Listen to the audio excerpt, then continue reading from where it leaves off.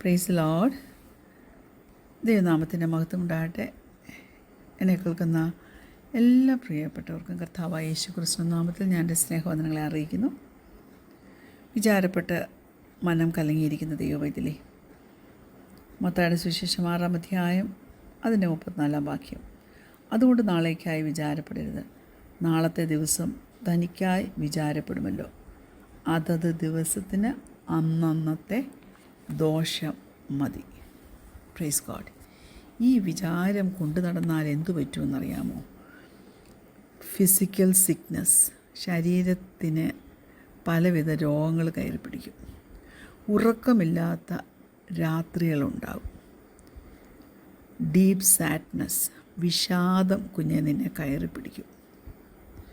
നീ വീട്ടിലായിരിക്കുമ്പോൾ നീ പല നാശകരമായ സംഗതികൾ തിരഞ്ഞെടുക്കും. അങ്ങനെയുള്ള കാര്യങ്ങൾ വർത്തമാനം പറയും. കുടുംബത്തിലുള്ള മറ്റുള്ളവരുമായിട്ടുള്ള നിൻ്റെ റിലേഷൻഷിപ്പിനെ ഉടച്ചിൽ തട്ടും. അങ്ങനെ ഒന്ന് സമാധാനിക്കാനോ ഒന്ന് സന്തോഷം അനുഭവിക്കാനോ കഴിയാതെ വണ്ണം ആങ്ഷ്യസായിട്ടുള്ള ചിന്തകൾ കൊണ്ട് നീ കുഴഞ്ഞു പോകും. നിൻ്റെ ഹൃദയത്തിനകത്തുള്ള കൊടുങ്കാറ്റുണ്ടല്ലോ, അതിനെ ഒന്ന് ശാന്തമാക്കാനാണ് എൻ്റെ യേശു കർത്താവ് ആഗ്രഹിക്കുന്നത്. പക്ഷേ യേശു കർത്താവിന് അതിന് കഴിയും.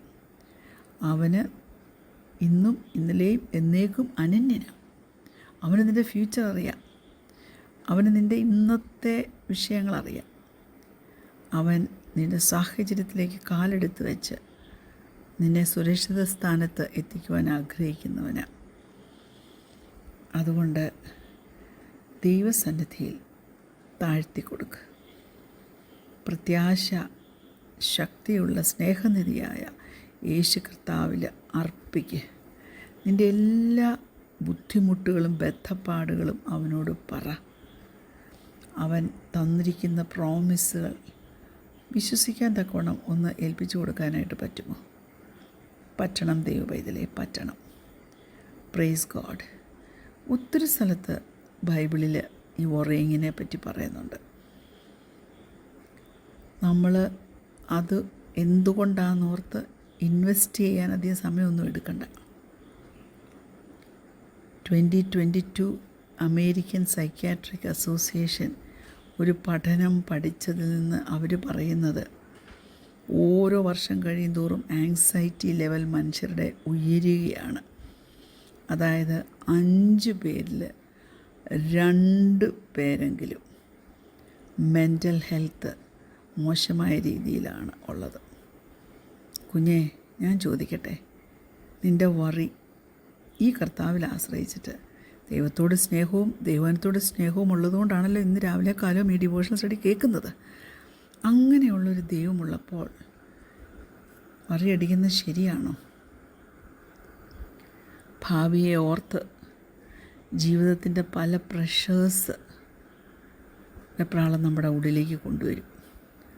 നമ്മൾ നമ്മുടെ ഹൃദയത്തെ സൂക്ഷിക്കുവാൻ റെഡി ആയിരിക്കണം.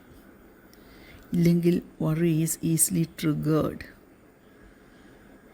എന്നാൽ ദൈവവചനവും പ്രാർത്ഥനയുമായിട്ട് നാം എൻഗേജ്ഡ് ആയിട്ടിരുന്നാൽ ഈ വറി കയറി വന്ന് അതിനെ ഒന്നും ഇൻ്ററപ്റ്റ് ചെയ്യത്തില്ല. അത് നമ്മെ വിട്ട് ഓടിപ്പോവും. എന്നാൽ the more we worry the more it makes S worry. മനസ്സിലായോ? ദൈവത്തിന് ഈ വറിയെപ്പറ്റി നമ്മളോട് പറയാൻ ഒത്തിരി കാര്യങ്ങളുണ്ട്. അവൻ്റെ ചിന്തകൾ നമ്മെക്കുറിച്ചുള്ളത് വലുതാണ്. നാം സ്വസ്ഥതയോടെയും സമാധാനത്തോടെയും ഇരിക്കുന്നതാണ് നമ്മുടെ കർത്താവിന് ഇഷ്ടം. 1 പത്രോസ് 5-ാം അധ്യായം അതിൻ്റെ 7-ാം വാക്യം, 1 Peter chapter 5:7. അവൻ നിങ്ങൾക്കായി കരുതുന്നതാകിയാൽ നിങ്ങളുടെ സകല ചിന്താകുലവും അവൻ്റെ മേൽ ഇട്ടുകൊള്ളുവിൻ. Praise God. ഹല്ലേലൂയ. നമുക്കറിയാമല്ലോ, ഗിരിപ്രഭാഷണം, സെർമൺ ഓൺ ദ മൗണ്ട്, യേശു കർത്താവിൻ്റെ ഡീറ്റെയിൽഡ് ഒരു ടീച്ചിങ് ആണ് സുവിശേഷത്തിൻ്റെ നമ്മളതിനകത്ത് കാണുന്നത്. Longest teaching. അതിനകത്ത് അവൻ പല പ്രാവശ്യം പറയുന്നുണ്ട് നാം സ്വസ്ഥതയോടെ ആയിരിക്കണമെന്ന്. ഫിയർ നോട്ട് എന്ന് ബൈബിളിൽ 365 പ്രാവശ്യം പറഞ്ഞിട്ടുണ്ട്. കാരണം നമുക്ക് വറിയടിക്കാനുള്ളൊരു ടെൻഡൻസി ഉണ്ടെന്ന് ദൈവത്തിനറിയാം. അതുകൊണ്ട് ഈ 365 പ്രാവശ്യം ഓരോ ദിവസവും നമ്മെ ഒന്ന് റിമൈൻഡ് ചെയ്യാൻ വേണ്ടിയാണ്.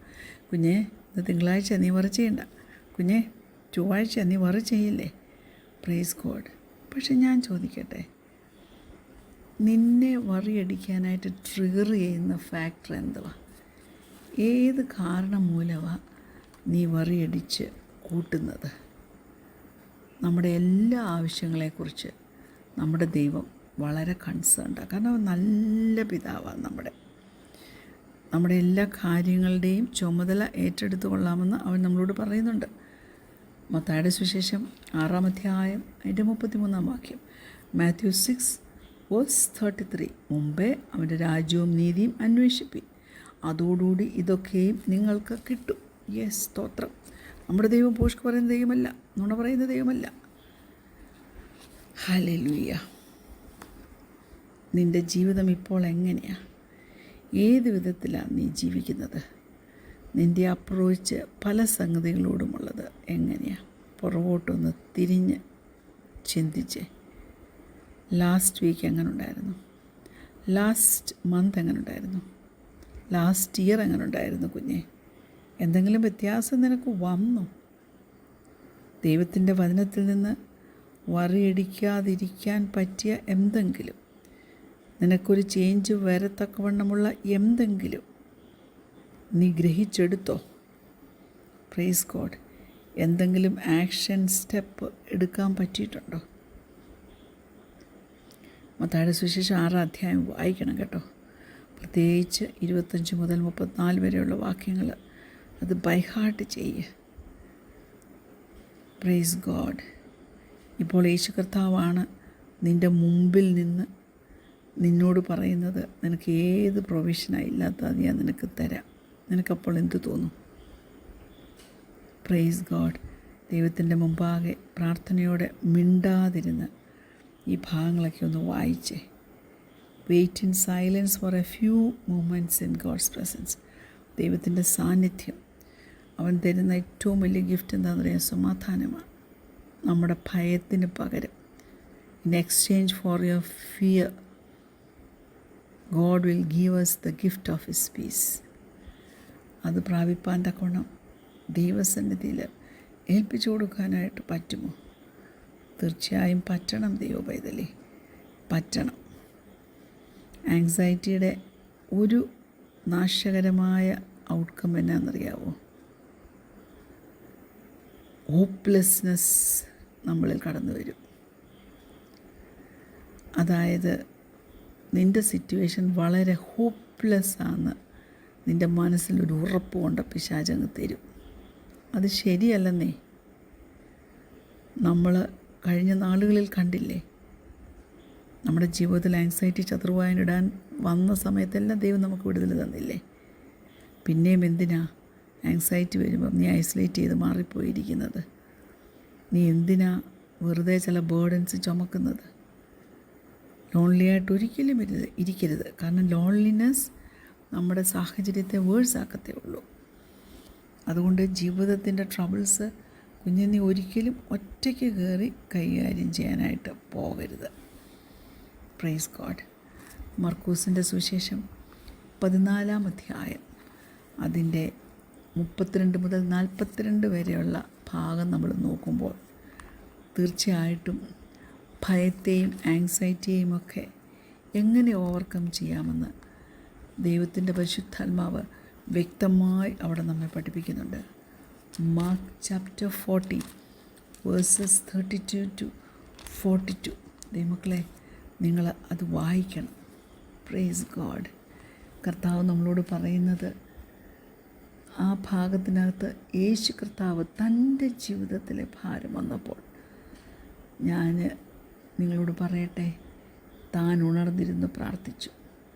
എന്നിട്ട് താൻ പറയുക, പരീക്ഷയിലകപ്പെടാതിരിപ്പാൻ ഉണർന്നിരുന്ന് പ്രാർത്ഥിപ്പി. താൻ കൂടെ പ്രാർത്ഥിപ്പാൻ പത്രോസിനെയും യാക്കോബിനെയും യോഹന്നാനെയും കൂടെ ചേർത്തു. നിങ്ങൾ ആ ഭാഗം വായിക്കണം കേട്ടോ. ആ യേശു കർത്താവിൻ്റെ ജീവിതത്തിലെ ഏറ്റവും വലിയ ഡിഫിക്കൽട്ട് സിറ്റുവേഷന്, അതായത് ക്രൂശീകരണത്തിൻ്റെ തലേന്നാളാണ്. ഗെത്സമന തോട്ടത്തിൽ യേശു കർത്താവ് പ്രാർത്ഥിക്കുക. അവിടെ പറയുന്നത് അവൻ വ്യാകുലപ്പെട്ടു എന്നാണ് പറയുന്നത്. Praise God. അതായത് he was greatly distressed and troubled. കൂടെ ശിഷ്യന്മാരോട് പ്രാർത്ഥിക്കുവാൻ പറഞ്ഞു. ഞാൻ പറയട്ടെ കുഞ്ഞെ, നിനക്ക് ആങ്സൈറ്റി വരുമ്പോൾ നീ നിൻ്റെ ഒരു ഫ്രണ്ടിനോട് പറ. നിന്നെ റീഅഷ്വർ ചെയ്ത് നിനക്ക് ബലം തരുന്ന, നിനക്ക് വേണ്ടി പ്രാർത്ഥിക്കുന്ന ഒരാളെ നീ കൂട്ടുപിടിക്കുക. ഒരു നല്ല ഫ്രണ്ടിൻ്റെ പ്രസൻസ് ഹല്ലേലൂയ നിൻ്റെ ജീവിതത്തിൽ വ്യത്യാസം കൊണ്ടുവരും. ദൈവം നമ്മുടെ സങ്കേതവും ഏറ്റവും അടുത്ത തുണയുമായിരുന്ന് വിടുവിക്കും. കണ്ണുകടയ്ക്കാൻ പ്രാർത്ഥിക്കാം. ഞങ്ങളെ സ്നേഹിക്കുന്ന ഞങ്ങളുടെ നല്ല ദൈവമേ, സ്വർഗീയ പിതാവേ, കഷ്ടത്തിലാക്കുവാൻ, നഷ്ടത്തിലാക്കുവാൻ ശത്രു ശ്രമിക്കുമ്പോൾ അതിൻ്റെ മധ്യത്തിൽ ഞങ്ങൾ ജയത്തോടെ ജീവിപ്പാൻ ആവശ്യമാകുന്ന കൃപ ദൈവവചനത്തിൽ കൂടെ, പ്രാർത്ഥനയിലൂടെ, ദൈവസാന്നിധ്യത്തിലൂടെ നീ ഞങ്ങൾക്ക് തരുമാറാകണം. പ്രാർത്ഥന ഘടനയാൽ സ്തോത്രം യേശുവിൻ്റെ നാമത്തിൽ തന്നെ ആമേൻ. Praise the Lord. God bless you all.